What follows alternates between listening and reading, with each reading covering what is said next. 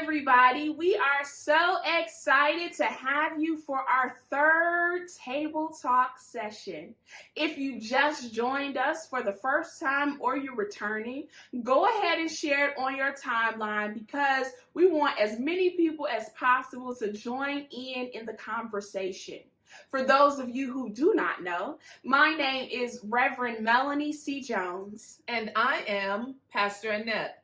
We're here, ready to work.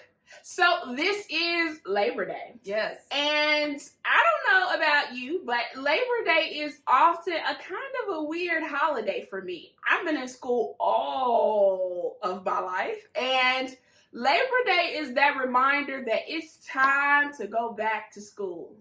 And go back to work. This year, I imagine that your Labor Day traditions might be different because of our situation that we are in the midst of a global pandemic.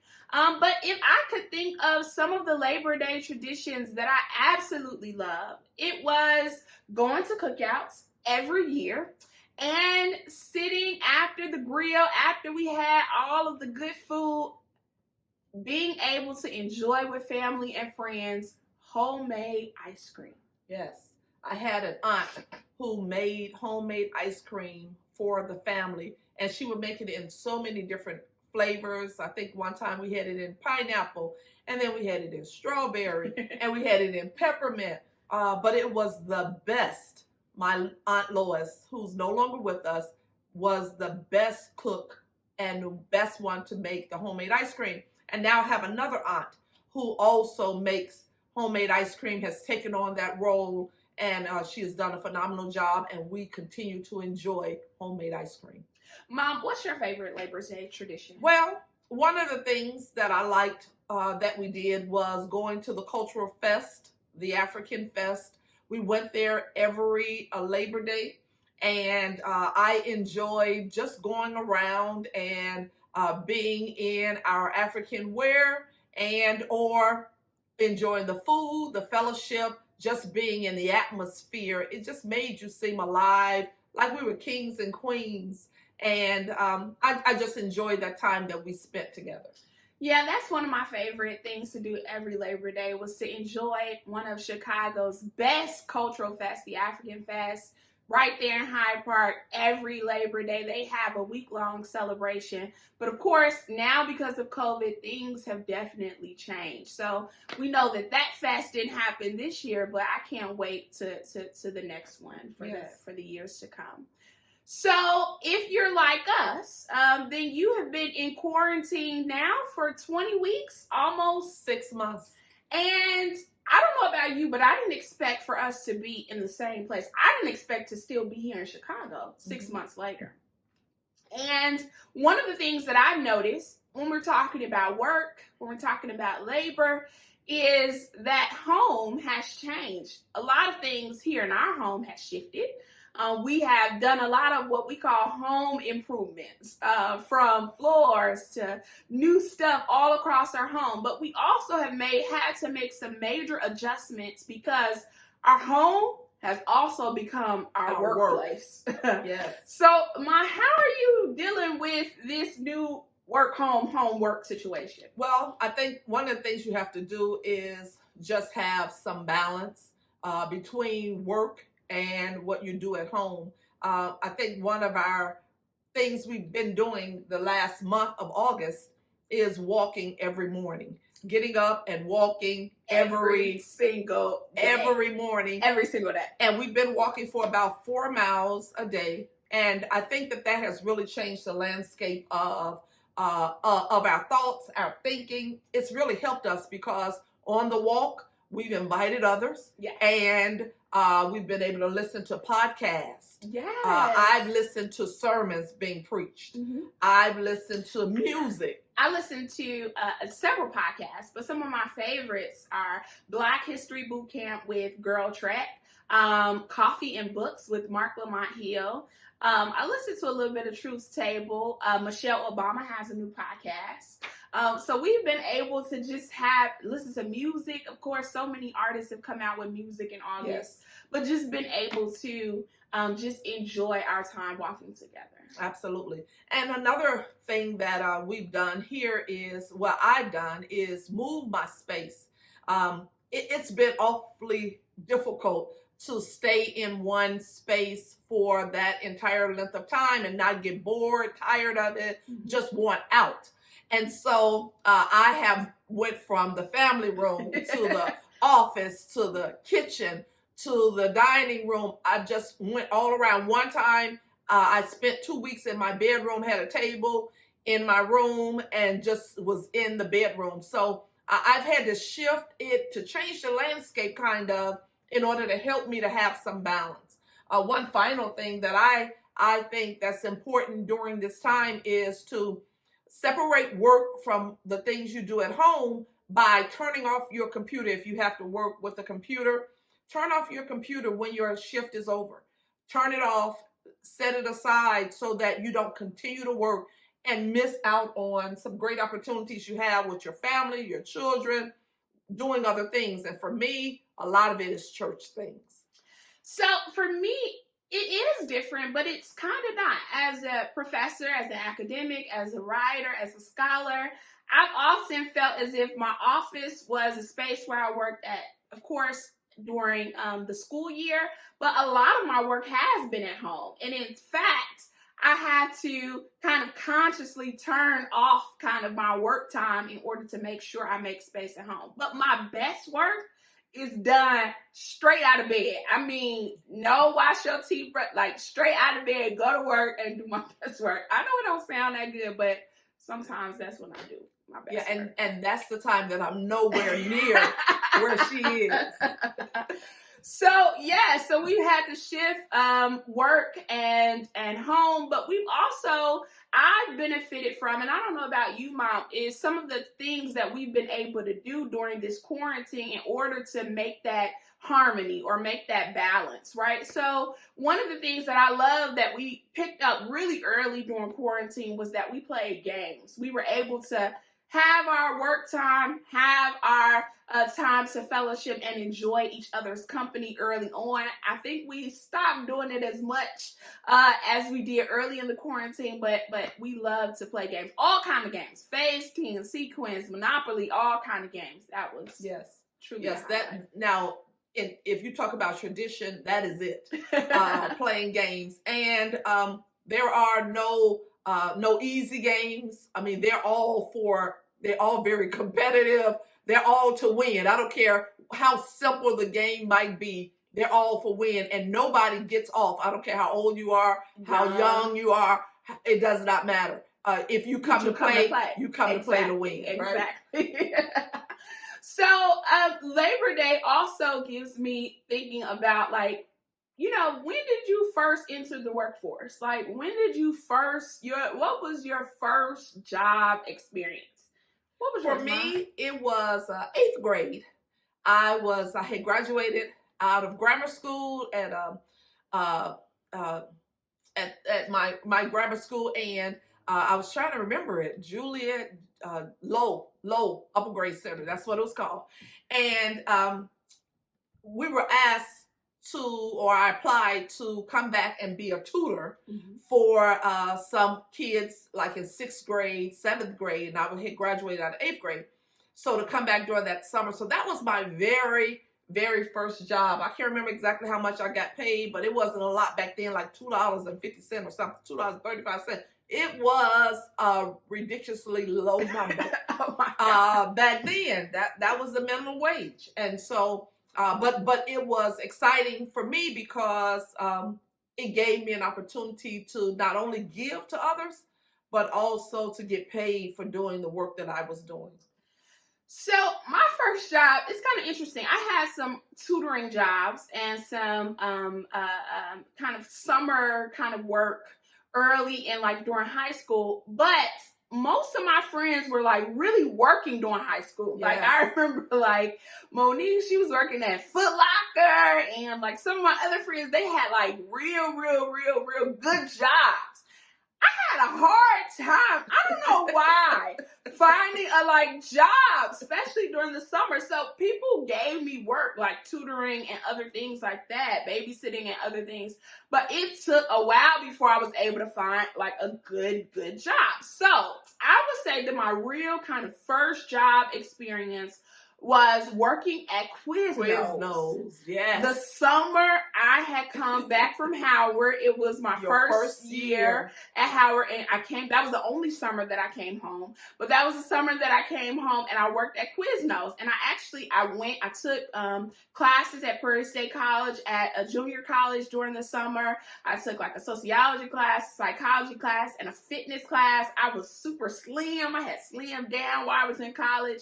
And so I came back, so I was working out and I was working. So I was working at Quiznos, and I liked Quiznos when we first started out, but it was the first experience that I knew that you had to do all of these things, like in addition to making sandwiches and cleaning the facility when people come in, we also had to stand outside and kind of hold signs in order to invite people. And those were all the things that I hate to do, like standing up for a long time and being in the heat. So I started out loving Quiznos, but I ended that first job experience. I don't think you've had Quiznos since. And I loved Quiznos as well, and I don't think I've had it since you left from working Quiznos that summer. Yeah. Yeah.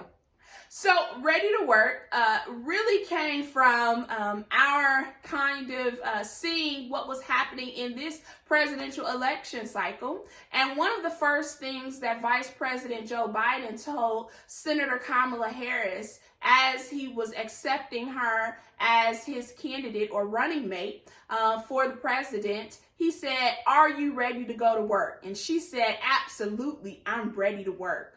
From that conversation, it reminded me how Black women have always been ready to work. Absolutely. When there are things and a time and a moment that is necessary for someone to step up to the plate and get the job done, you can always count on a Black woman to do so. Absolutely. My mom was one who worked all the way until, they almost had to tell her she couldn't come back to work anymore. Mm-hmm. She was having problems with her legs, and I said, "Mom, it's just time to retire." And she says, "No, I want to go to work." And so we have overly probably compensated for the things that have been missing in our lives by working. Mm-hmm. And so working is part of our staple. It is part of who we are. And I think both Melanie and I are overachievers and work all the time. We work tremendously, too much. But this is who we are, the life we live. Yeah.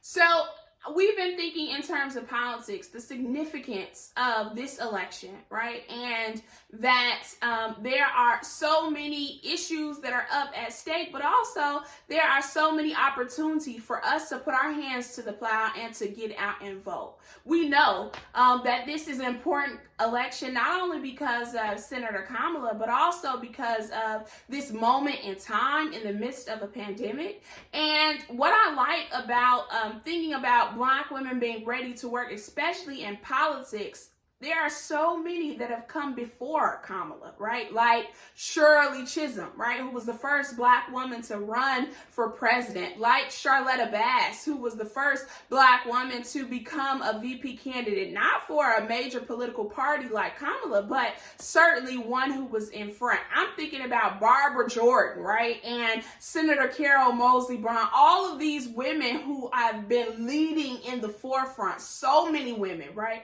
Who have been in the forefront, and even today, like Ayanna Pressley, and so many women, right, who are still interested in putting their work to the plow by putting their hands in politics.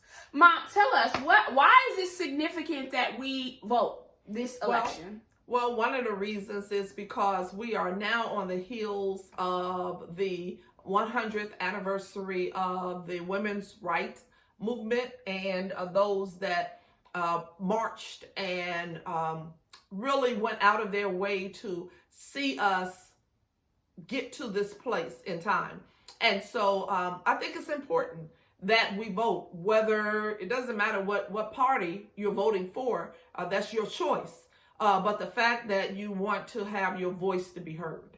And I think that that's important. And so many people kind of made a path for us to follow and to ensure, whether it was Dr. Martin Luther King Jr. with the Civil Rights Movement.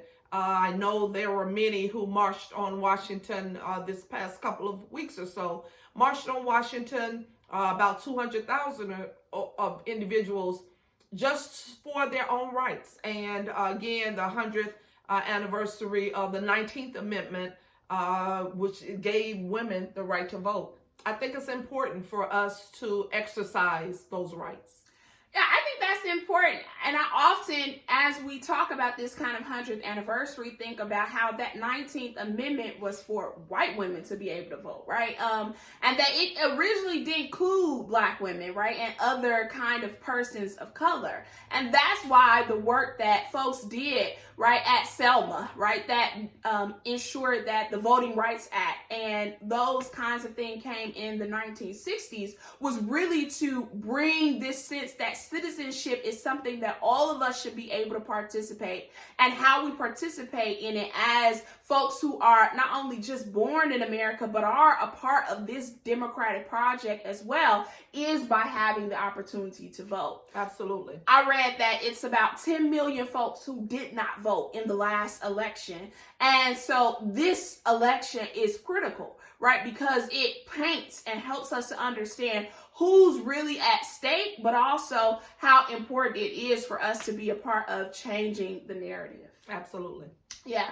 So we talked about politics. I also think in terms of pay, right? In terms of policy, how Black women, we just finished in August thinking about Black women's pay gap, right? And that over the course of a 20-year tenure, that Black women lose $1 million because we are not equally paid in the same amount as our white, particularly white male counterparts. And that's over the course of our lifetime. That's over the course of a 40-year kind of work year history, okay. Right? Mm-hmm. But it's significant, it is. Right? To it's say that, wait a minute. That means I'm $100,000 short right now because I have much more than 37 years of work.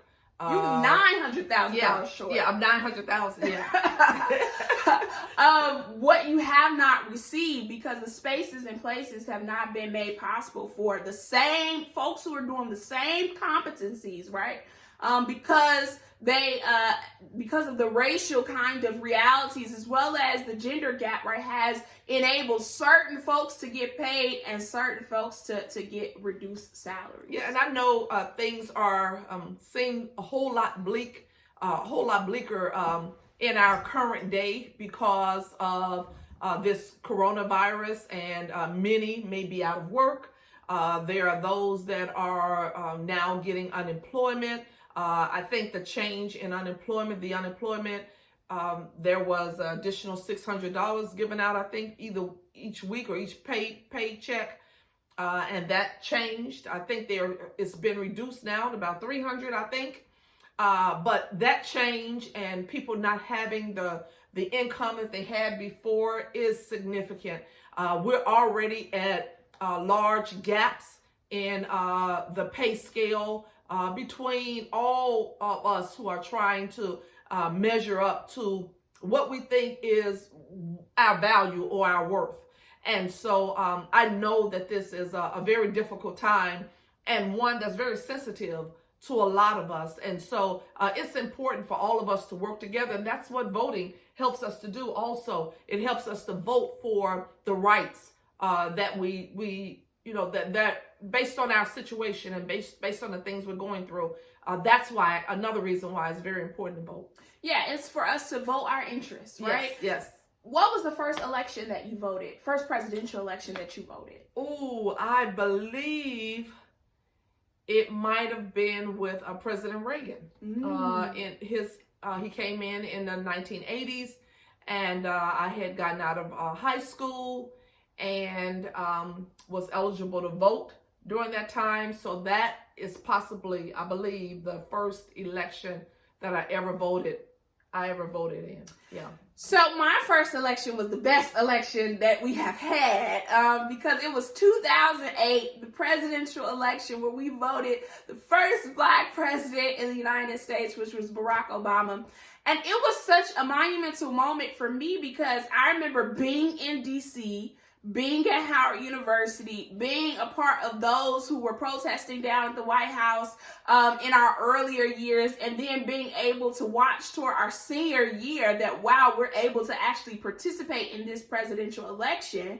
And I just remember so many good memories of that experience, but also it kind of gave me, and perhaps my generation, a false sense that if you vote exactly who you vote for might be the person that becomes elected. We know that's not always the case, but certainly it elevated and heightened my sense that voting mattered and that I needed to put my hand to the plow in order to contribute to the conversations that mattered to my people. Truly, voting does matter, and so all of us need to exercise our rights. That's the real key.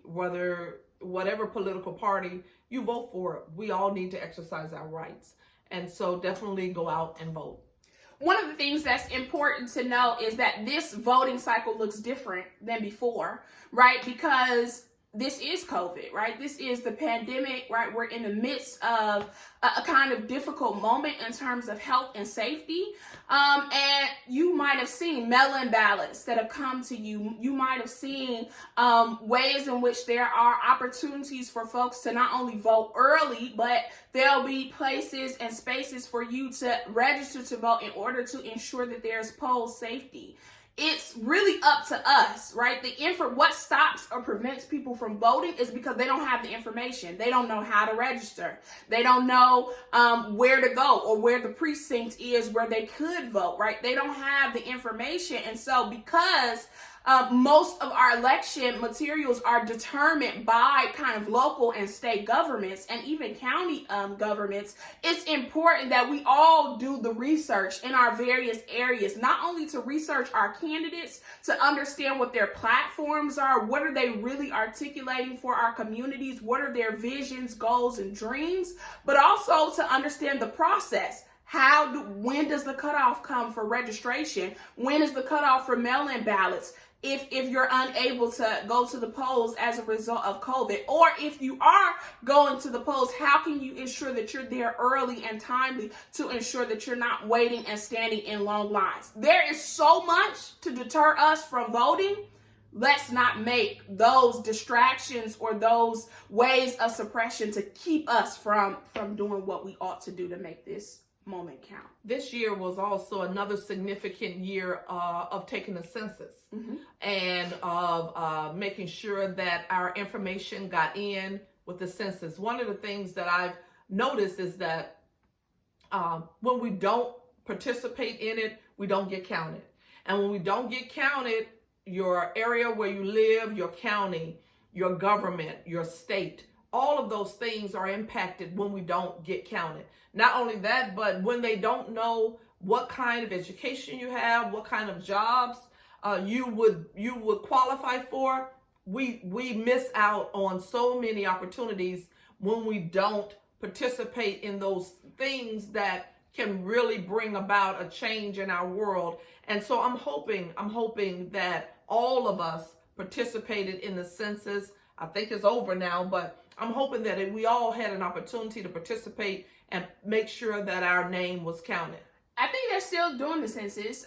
So if folks show up in your area or you haven't been able to do it online or you haven't filled out the mail-in option, that the mail that has been received to you, then make it your business to be counted in the census. And the census is not designed to determine who's in your house. It's designed to get us counted so that the resources can be available for our various communities and to help sustain the communities that we need. Right? Absolutely. If there's ever a time that we are more sensitive to what's happening in our world, it's now. It's now. We ought to be sensitive, period. We ought to know what's happening in our world, right? But the pandemic has exposed, it has unveiled, it has unraveled in many ways, many of the injustices, many of the disparities, whether it's medical, whether it's racial, whether it's gender, all of the gaps are now on full display. And our senses have been heightened as a result, because we're all now very sensitive to any language that doesn't line up with our values, with our core values. And it's important for us to just kind of also walk the same line when we're talking and sharing information with others, so that we're not offensive either. It can be that people are offensive to us, and probably have been, but we also got to make sure that we don't treat people the way that we don't want to be treated ourselves. And so it's important that our language also remains above board. I think Michelle Obama said, take the when they go low, you go high. Right? Mm-hmm. I think that's important, and that makes me think about women in politics and also fashion, right? One of the things that I saw was how when Michelle Obama broke out the hoops, did this last speech, how that was so impactful to tell us, like, get down to business. But there are kind of marks of political women and what they wear, like Hillary Clinton, who's known for her kind of pantsuit, or Jackie O, who was known for the beautiful kind of Hollywood glasses, or even Kamala, who is now known for her Converse with her power suit. What is that fashion? What's that outfit that puts you in a place of I'm ready to work? I think for me, a suit, period, puts me there. One of the things we were talking about just not too long ago, we were saying while we're working at home, we don't get an opportunity to wear our suits or our clothing. So, and I told Melanie, we don't need to buy anything else, because first of all, we have enough. We have more than enough, and we're not able to wear it anywhere. And so it does almost make you feel like I'm not really at work, because you're still in your sweats. Some people may be in their pajamas. You may be in your gym shoes. Your hair, may be combed or not. But in all of that, I think for me, a suit. When I wear a suit, I'm ready to work. I'm ready. I'm there. Whether it's a presentation, whether it's talking with my the people who are under me, whatever it is, when I put that suit on, I'm ready to work. And guess what? I wear a suit every day. At least I did. Every day to work, I either wore a suit or wore whatever I wore a jacket with it. So I was always ready. There was never a time that I was not. And so I think being ready to work for me is having that power suit on. I'm in agreement. Now I'm Zoom ready, right? So I'm up top, I'm good. Down below, we may have shorts on, pajama pants, right? So that's where I am in this moment. But the power pantsuit is something that is just like my staple. And I like a pink suit, much like I have one today. But any variation, it could be light pink, dark pink, hot pink. Something about the pink is just really soft and feminine, but it's still ready to go. So that's usually my staple. Now, I love pink, but I'm not gonna be wearing a pink suit. I did have a pink suit though. I had a pink suit that I wore, and it did. I mean, I got a lot of compliments. It turns when I wore it. Did. Yes. But any suit, I think for me, any suit, especially the basics, the brown, the black, the gray, those kinds. I even have a green suit. So, and for me, it's not just a pantsuit. It's a skirt suit. It's a pantsuit. It's just a suit. The pieces that come together, and they just change. They change who you are. And I walk a little bit taller and a little bit with my shoulders back. I'm ready to work. Well, I mean, for me, it is the color that matters, because everybody has a suit on, and in some professional environments. But when you see this pink suit in the midst of the blues and the blacks and the grays, right? It is that standout holla dollar holla suit that I love. So that's really something that's my staple. Yeah. So we're talking about policy. We're talking about issues in terms of the pay gap, but also there is, if many of you haven't heard, the Fight for 15, or states around the country are kind of helping us, justice workers are helping us think about the reason that we need to raise the minimum wage. Wherever you are, it is likely that the minimum wage does not help folks to live above the poverty line or to live comfortably. So raising the minimum wage is so important for us to be able to not only care and provide for our families, but everybody. This world ought to be not a world of scarcity, but we are living in the richest country in the world. This ought to be a world of abundance where everybody can live and be well. Absolutely. And I believe that if we can ever get there, I believe that maybe some of the things that we're going through, just the personal things that people are having to deal with and can't afford different things. The taking of all of the, I just never understood it, the toilet paper off of the of the counter, where people think it's not going to be enough. I think that's the place we're at now. We're in a kind of a scary place, a place of fear, and one in which people are thinking that there's not enough, whether it's financial, whether it's physical things, whether it's health-wise, whatever it might be, it's not enough in order to take care of our needs. And so we've got to get back to a place where, not necessarily where we were before, but to an understanding, and also raising up the minimum wage, but to an understanding of that there is enough, and that everybody can live in this land of the free and this place of abundance. Yes. So, Mom, you are and have always been, since I've known you, a working mom, right? Yes. So I actually, here are some fascinating things of how these worlds intermix. I remember when especially when we were living in Madison, how you would get up early to go to work, especially on voting days. You would vote at my school. So I always remembered how you had to go to work, but you also had to vote, and you would take me to school. So we were able to have that all at the same time. But tell us, what was it like to be a working mom, a mom working? It was hard. It was hard having a child, and I only had one. There are some who have 2 to 3, etc. I remember that it's always a concern when you're going to work that your child is safe. Yeah. And so you put in various things so that you can assure that all is well at home. And so when Melanie came home, call us right away, let me know that you made it there, that you're safe. That was one of the things we put in place when we allowed her to start coming home by herself or with a group of people. So it was every year I had to put new measures in place in order to ensure that she was safe, especially if she didn't have another sibling to walk with. She was an only child. So it was more protection, more precautions being taken. I knew that I had to go to work. My husband had to go to work, and we weren't the kind of group where one could stay home and the other one could go to work and all of our needs were met. No, we both needed to work. And I enjoy working. That's one of the things that I do love. I enjoy working. I enjoy the company I work for.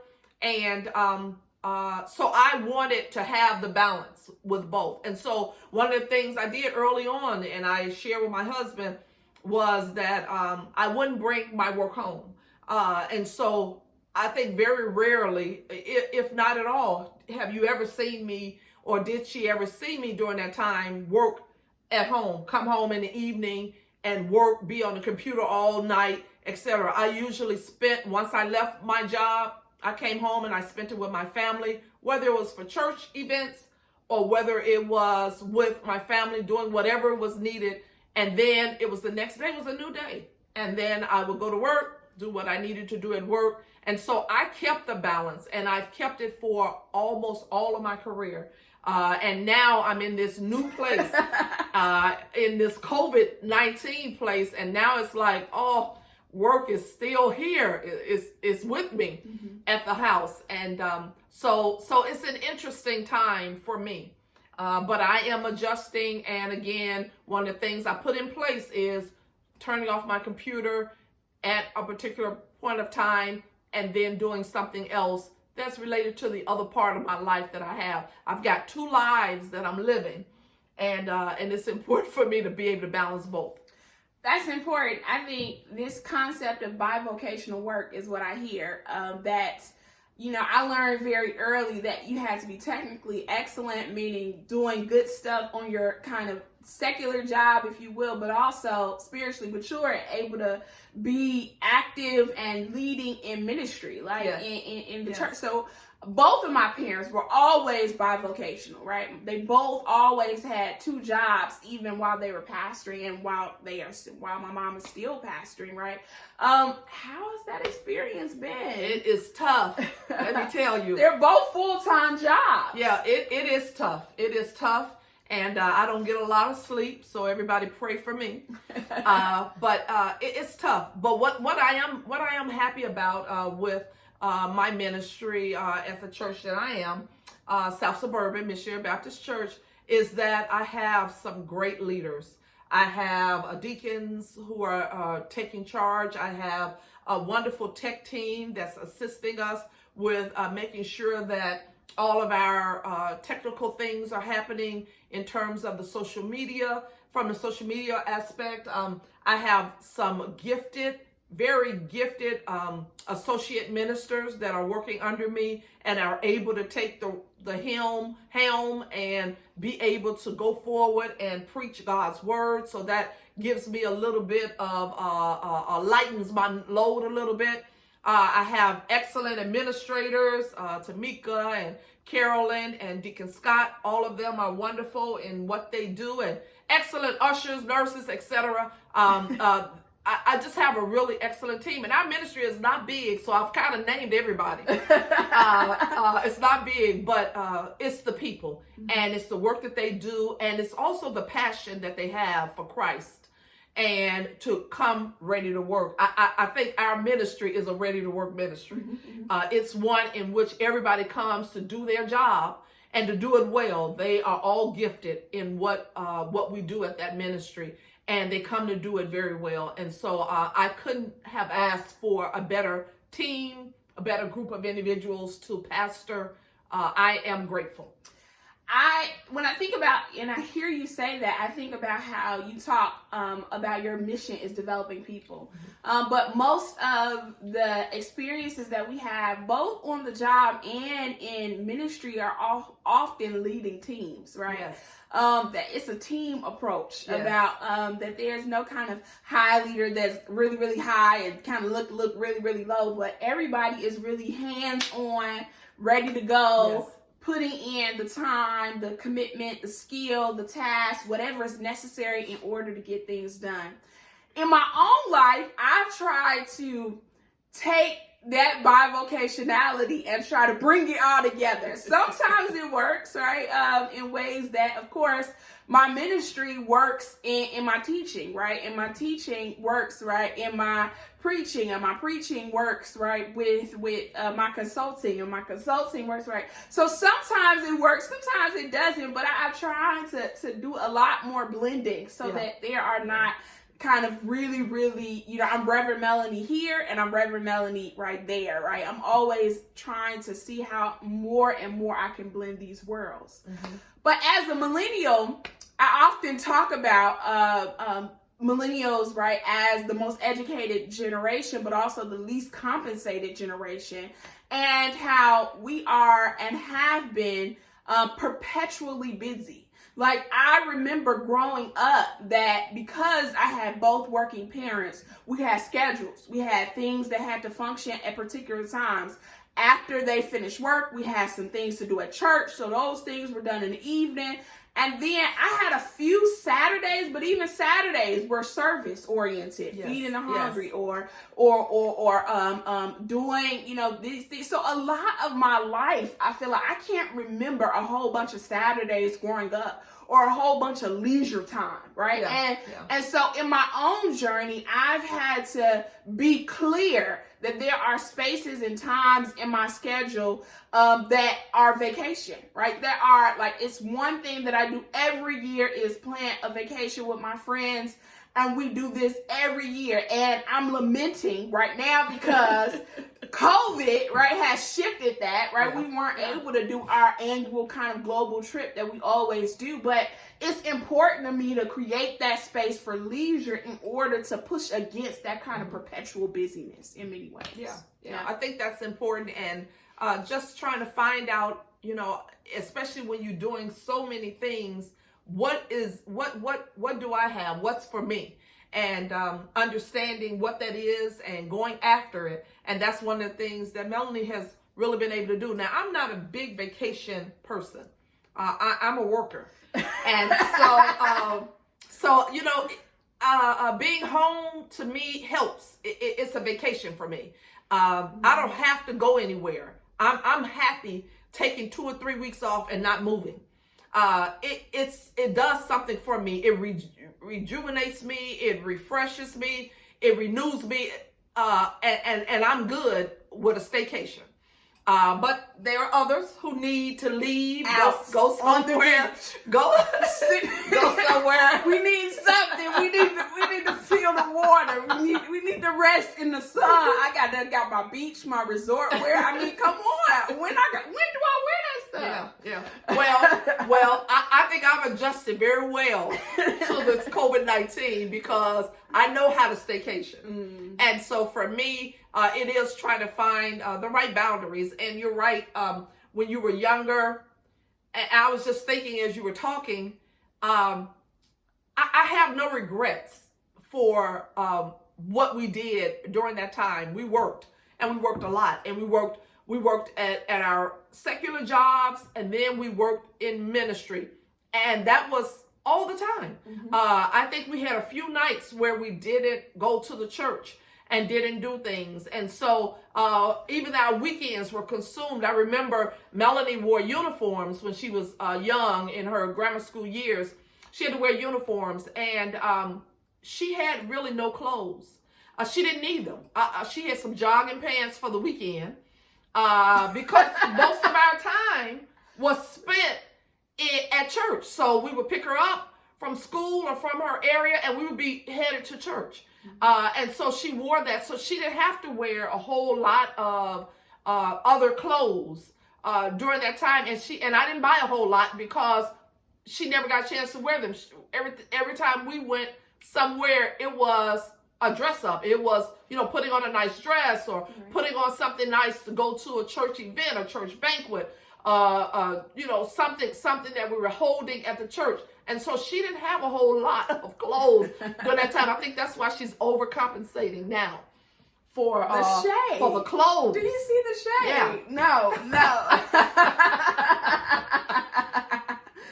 No, I do remember. I remember those times of just, but it really did kind of energize me about getting, you know, ready to work, getting in position, especially when it came to college. And a part of that has always been this stream of like how education prepares you for the work that you have to do, right? So I like what Malcolm X says, education is the kind of thing that prepares your tomorrow, your today, right, for tomorrow, and helps you to understand how to be able to use your skill, use the knowledge in order to do what you've been called to do, or what Katie Geneva Cannon says, to do the work your soul must have. Yeah. So, And education can break barriers. It can bust through glass ceilings.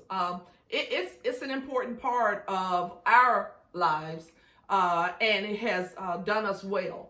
And I'm not saying that, you know, everybody has to go and get a college degree or anything like that, but finding your place, you know, finding your fit, finding what makes you tick. I think that's the key for me, is finding what makes you tick. What What is it about you that makes you unique? All of us have it. All of us have a special gift within ourselves that God has given unto us. And so you've got to find what makes you tick. What is it that you like to do? And I think I heard somebody say that if you find that passion, you can do that free and nobody will ever have to pay you for it, because it is what drives you. It is what keeps you going. And if you can't find it, then, and you pass away, then you've taken that special gift that God has given to you to the grave. And I heard somebody else say that the grave is full of wealth.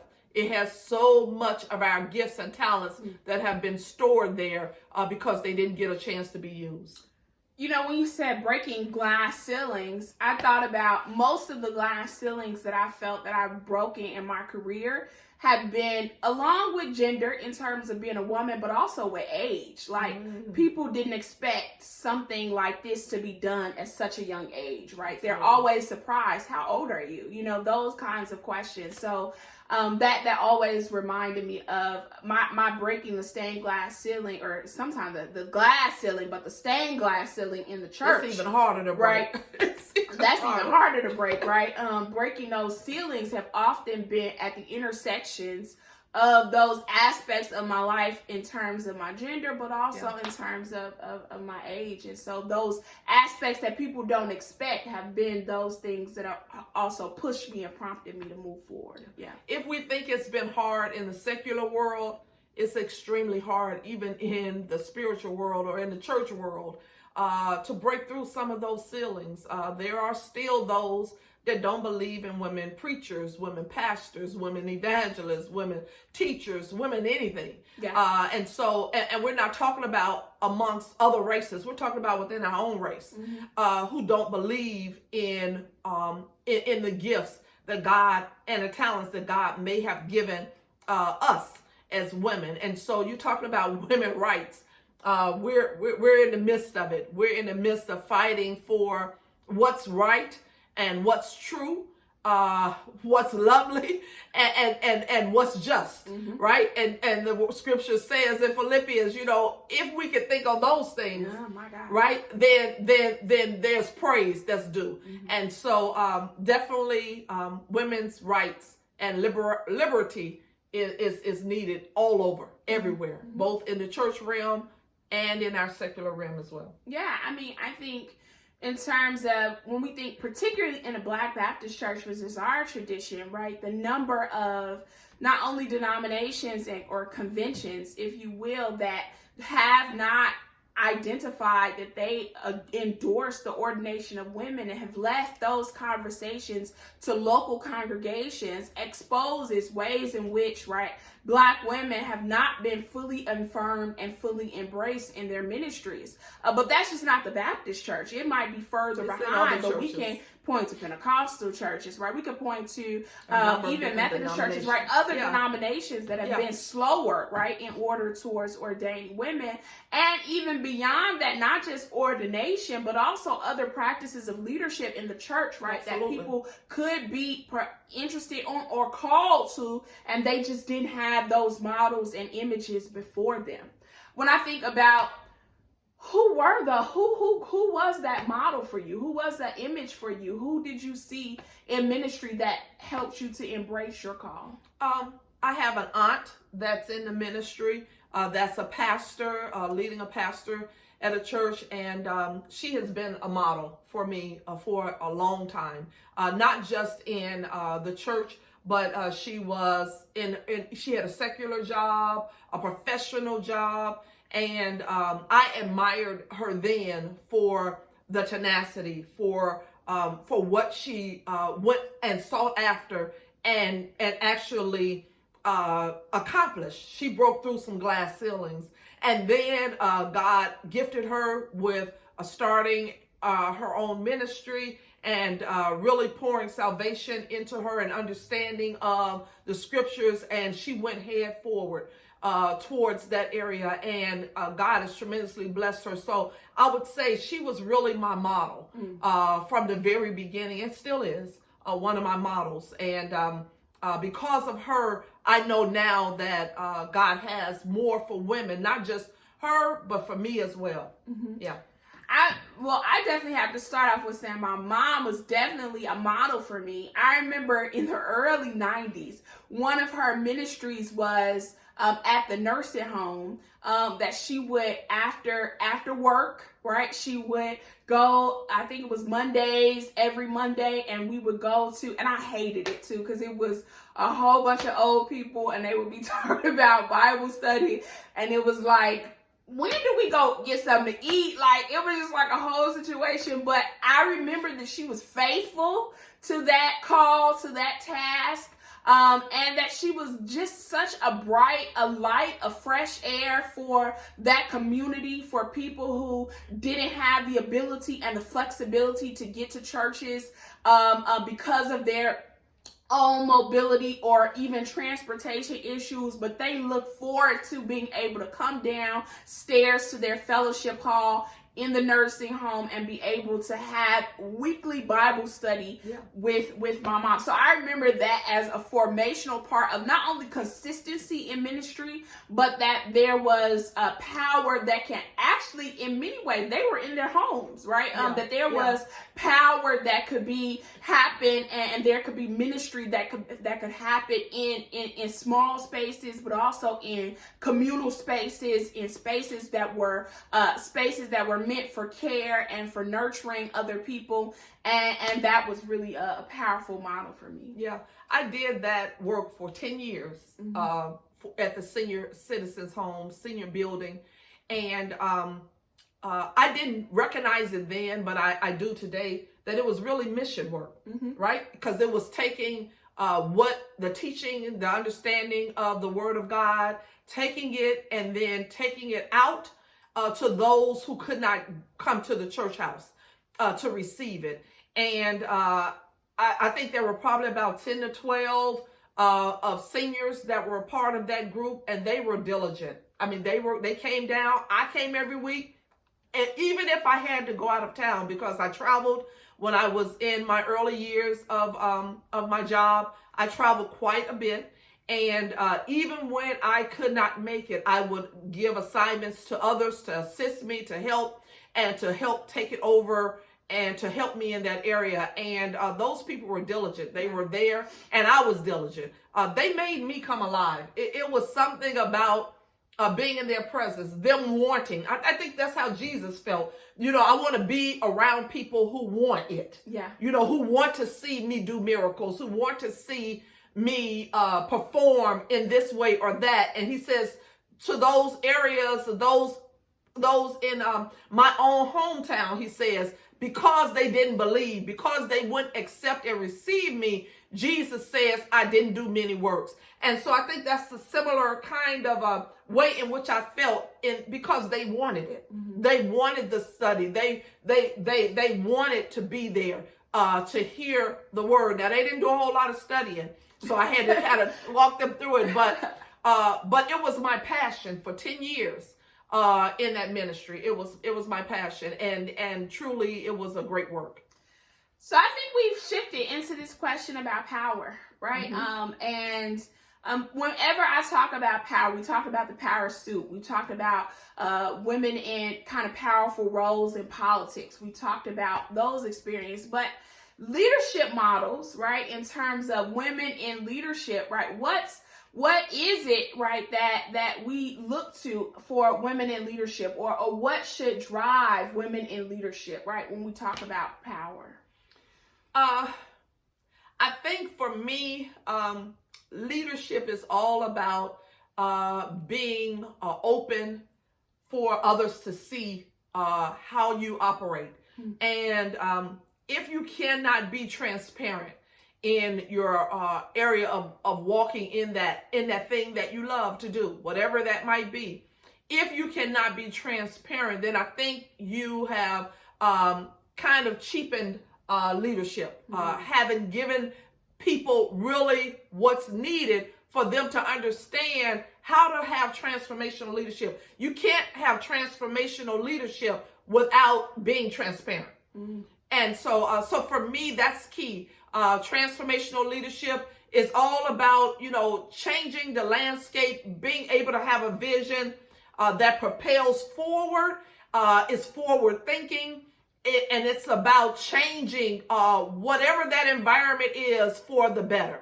Mm-hmm. And so you've got to be able to be transparent. You've got to be real in order to do that, and be able to be a little bit vulnerable and open and exposed when you are in transformational leadership. You got to let people know when it hurts, when you're at your weakest moment, and how you have been able to rise up above where you are currently, and how you're able to continue to move forward. We all fall down, right? But it's how you get up. Mm-hmm. And it's that you got up that makes the difference. Yeah, I think that there is no question of whether women can lead, right? That's never a question for me. But I do think my question has always been, or my interest has always been about when women are in leadership, that we don't perpetuate kind of patriarchal models that we've seen before, as if those are the only kind of models of leadership that work, and that we actually take on new leadership models that are more communal, that are interested in bringing the skills and gifts that we have, right? Absolutely. So it's no question that whether women should be in leadership, but it's a question about style, right? Absolutely. And how do we approach our leadership positions, our work, right, in ways that look different from all the male figureheads that we've seen before. One of the leaders that I always like to raise is Ella Baker, not only because of her role in the civil rights movement, but also because one of the comments that she made in the formation of the Student Nonviolent Coordinating Committee, which was SNCC, was folks have heard this said, give people light and they'll find the way. But also this notion of strong people don't need strong leaders, right? Mm-hmm. And it was particularly a point against a kind of King Yen and Malcolm X era, and other kind of folks, right, who were saying we need these charismatic leaders in order to move forward. She's like, wait a minute, no, if we build strong communities, people will be able, there'll be leaders that will rise up, absolutely, that will bring us forth. So we cannot wait for somebody, right, to rise and to raise up. But we need a multiplicity of leaders at absolutely work, and people ready to work, all right? Absolutely. People grassroots ready to get into the conversation in order for our communities to be sustained and to be uplifted. Yeah, there was a book that I used to read, and it's called You Don't Need a Title to Be a Leader. And so that's important to understand, that we are all leaders. We all have something to contribute to this area. And those that stand out are the ones that are transformational. Mm-hmm. Those that are willing, as Melanie talked about, those that are willing to say, I know that this is the path that everybody else has taken, but I can forge a new path. That there's another road and another way to get to the same destination, or even get there quicker, even get there better, even get there in a different way, in order to show that there are other trails. And I think that that's important. And that's what a transformational leader does, is finds a way to start a new path, open up so that others will be able to follow. And see, you can't be a transformational leader, again, coming back to transparency, if you're not transparent with the people who are following. Yeah. And if you don't have any followers, well, then you're not the leader. And so it's important. It's important to understand that those that are in this place of transformation are those that are willing to forge new paths, those that are willing to walk in a way and in a place that nobody else has ever walked or has ever traveled, to find another way, another avenue. Because if we all keep walking down the same path, however beaten and trodden it might be, if we all walk down the same path, we'll never be able to discover that there was cheese in another place, right? And we often read a book, Who Moved My Cheese? That was a big book that I used to do a lot of presentations on. We'll never be able to find that there's new places where cheese was, and not only that, but it might be better cheese. Mm-hmm. And so we've got to be transformational leaders. So we've already talked about books. Like, what are some of your top leadership books that your go-tos? My very favorite one is by Clint Swindle, and that's Engaged Leadership. I probably take that book everywhere I go. I do so many presentations on it. It really helps to understand, and it talks about overcoming difficult people and those burdens, those things that keep you from engaging with others. So Engaged Leadership is one. And another one that I have is the Oz Principle. That's another favorite of mine. That one really goes back, and it does a simulation between the Wizard of Oz and the characters, and it talks about how we need to show our practices above the line and what's below the line. And so it gives that kind of imagery for us to help us to really see what's above the line. And so those are my two go-to books that I probably do very often, along with all of the John C. Maxwell books. I really do like all of the stuff he's written. And I read almost all of those. And I have my managers read it. I have everybody read it. So I love a few books. I am reading Meant for Good, Fundamentals of Womanist Leadership. I've enjoyed that book. But I also, some of my go-tos have been leadership books by, I think it was Ron Heifetz, that was Adaptive Leadership. Another good leadership book that I've been reading more recently is From Good to Great, and even Tribal Leadership more recently. So these are some good books that I've been pointing to these during quarantine as helpful for understanding how to lead teams and how to connect with teams and engage with folks in that way. Yeah. So this is also our conversation about power brought me back to this sense of what we're going through in this moment, with a kind of collective grief really over the kind of transition, the death of Chadwick Boseman, who was a Howard alum, a phenomenal actor, just a spirit-filled and just kind of talented person. And I was shocked, right? It literally took the life out of me. When I got the news, I gasped, because I just couldn't believe that my Superman, my Black Panther, this hero that we know. He was yours. Yeah, he was mine.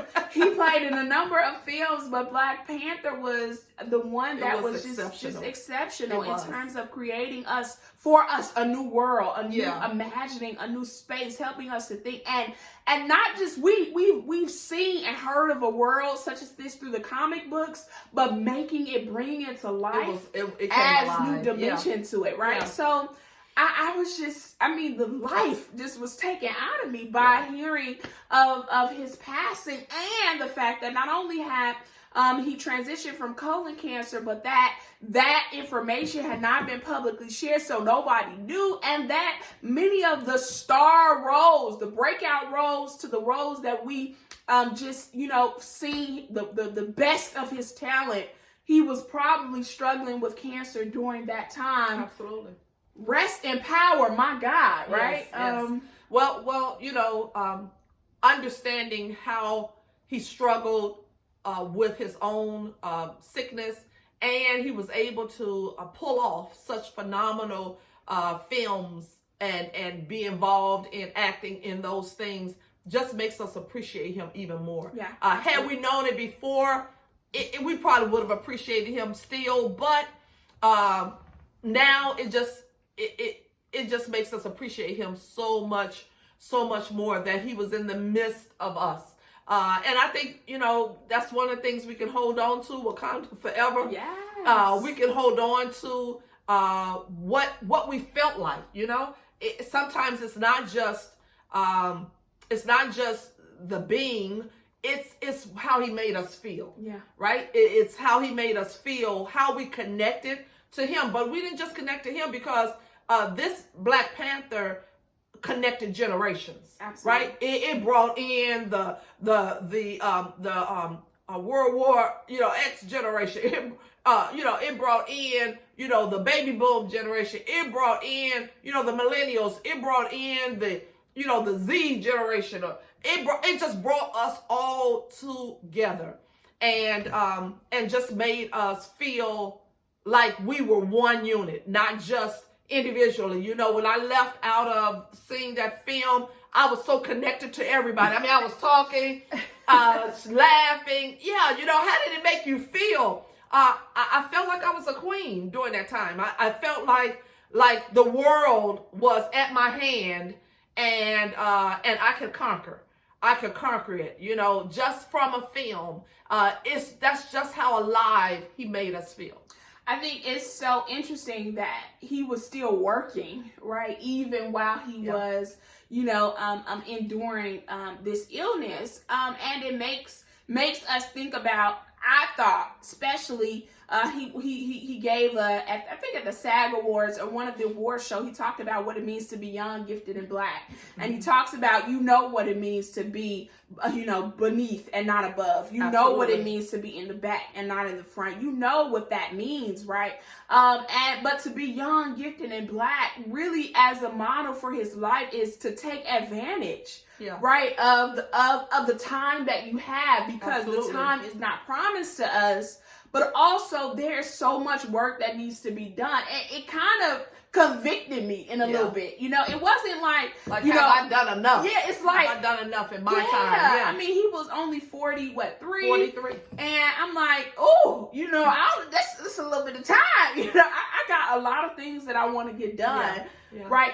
Don't waste the time that you have. Of course, we need to rest, right? I'm not saying overwork, right? And I'm not saying that there isn't appropriate time for self-care, but in the time that we have, right, what, you know, may my work speak for me, right? Absolutely. May the work that I've done, may it speak for me, right? And so that definitely convicted me in some new ways. And I think about the life of Jesus and how his ministry didn't start till he was 30, and he worked for 3 years, doing everything he could. And the scripture says that he went around doing good and healing all manners of sickness and disease. It was a short time. We don't know what our time is, right? So we have to use the time wisely while we have it, right? There are 60 minutes in an hour, and 60 seconds in every minute. And, you know, it comes back to, are we using our time wisely? Right. Are we allowing ourselves to be taken over by the things of this world and not contributing to make this world better than the things that we see or the things that are in front of us? And so Chadwick Boseman, he is one of a kind. He's one of a kind. And I'm glad he made us feel special. Yeah. That gives me, or makes me think also about not only collective grief, but our own personal grief in terms of this. Technically, this is a right at the year mark for us that we have lost our father, my father, and husband. And this time, Labor Day last year was just, it was a different unspeakable, world. Right? It was a different world. Our whole lives it was our coronavirus. Right? It was something wet through us. Time. Yeah, right? It was our time of saying, okay, let us shift. What is it that we need to do now in order to live? I had been with my husband since I was 23 years old, married. And so 34 years we were married, and for his absence and to happen during that time, and it was unpredicted. You know, it wasn't where we knew it was going to happen. And so to be just gone, just like Chadwick left and our breaths left us, the same thing, if not more, happened during that time. And so we're on the heels of, again, of my husband's passing. And I have to look back a year and say, wow, has it been that long? And has he been gone that long? It doesn't seem like it. Seemed like what occurred was just yesterday. Yeah.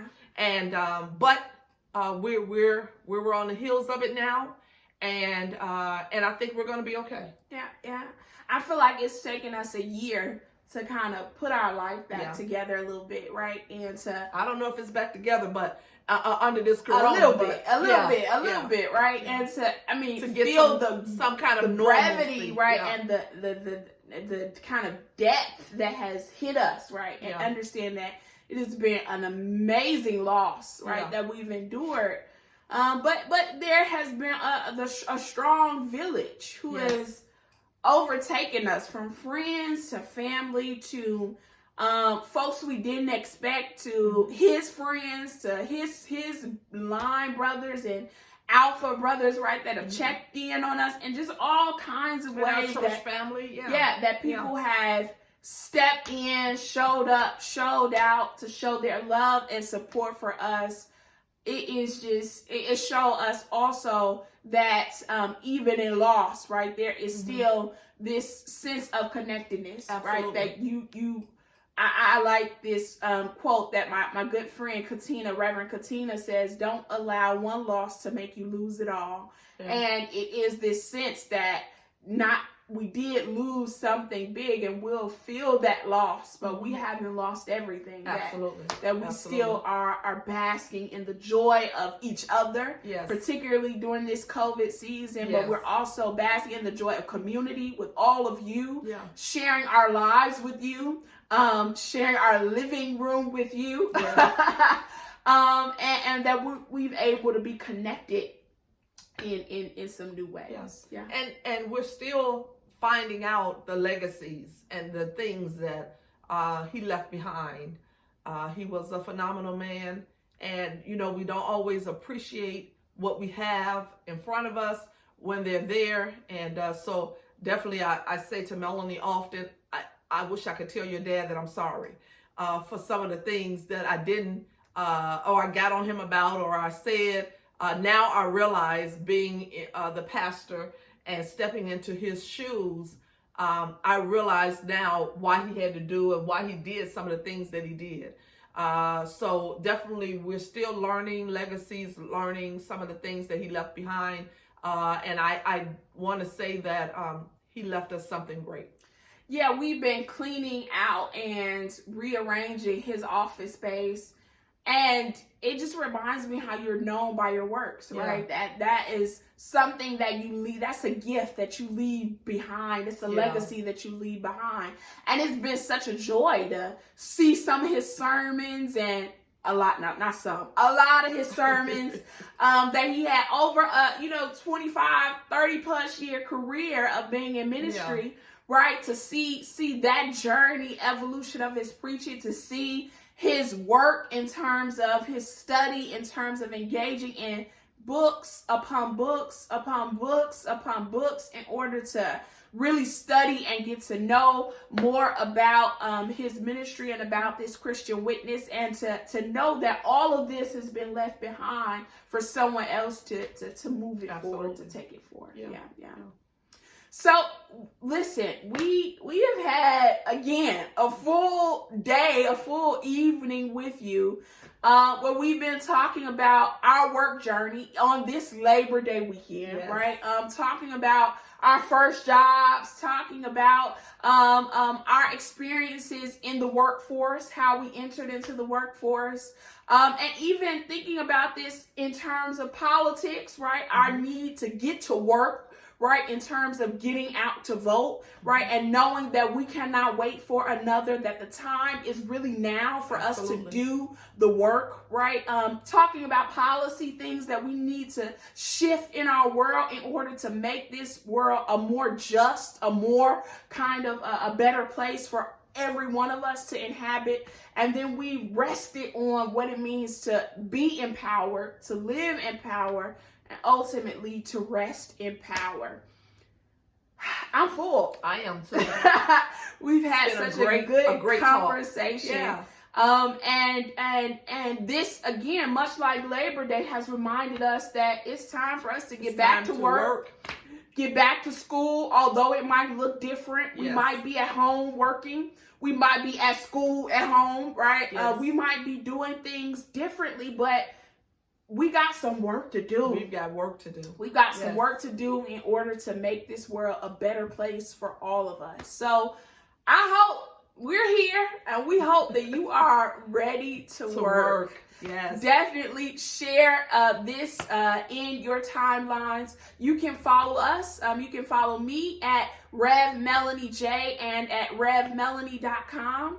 Or you can follow Pastor Annette at Pastor Annette J at Pastor Annette J on Facebook and IG and Twitter. She just learned it, y'all. She just got her social media up. Yeah, So. Melanie said everything up. So you can find her, me at RevMelanie J, her at Pastor Annette J.